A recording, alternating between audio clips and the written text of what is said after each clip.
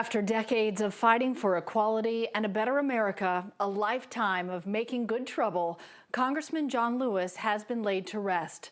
6 days of celebrations ended today at the historic Southview Cemetery, but not before one last significant and stirring celebration of life.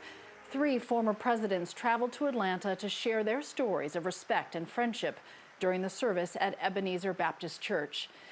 Even in his final days, he was thinking about how the work could continue, leaving a final message to the nation, to those who come behind him. And Cheryl, by now, many of us have read his essay that he asked to be released today. In it, he says he wants us to know that he was also inspired by the young people now taking up the fight for equality.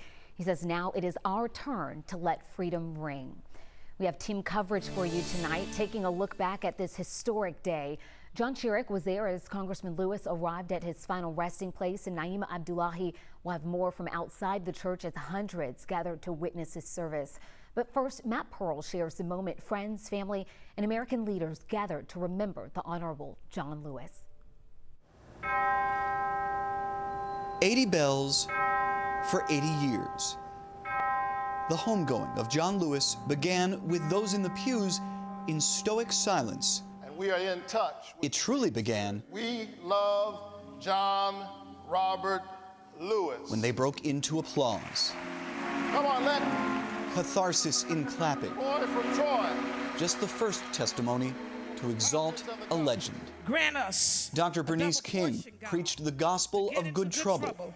Until this nation truly becomes a compassionate nation. Then the presidents. John Lewis boycotted the inauguration of George W. Bush. They wound up working together and walking in Selma together. Differences of opinion are inevitable elements and evidence of democracy in action.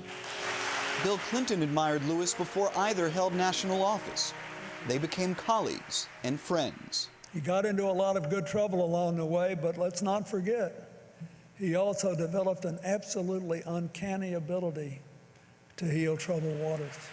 On this day, stories overflowed from icons of civil rights and the city of Atlanta.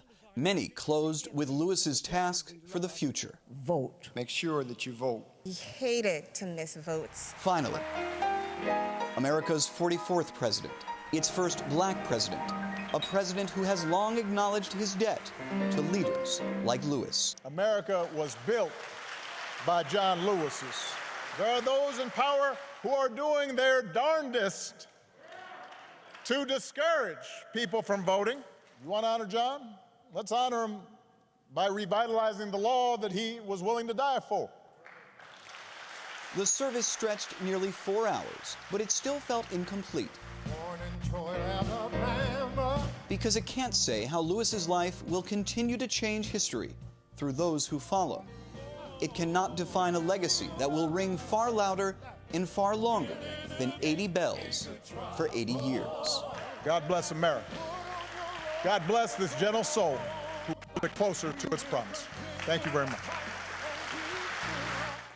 Former President Jimmy Carter said he wished he could have been at the service in person. If it weren't for the pandemic and his health, he would have made 4 presidents in attendance. He did send a personal message to share with the Lewis family. Rosalind joins me in sending our condolences to all gathered today to mourn the loss of one of our nation's great leaders. Throughout his remarkable life, John has been a blessing to countless people, and we are proud to be among those whose lives he has touched. While his achievements are enjoyed by all Americans, we Georgians know him as our neighbor, friend, and representative. His enormous contributions will continue to be an inspiration for generations to come. Reverend Raphael Warnock reading the letter. President Carter added he hopes warm memories that everyone has been sharing will be a great comfort to Congressman Lewis's family.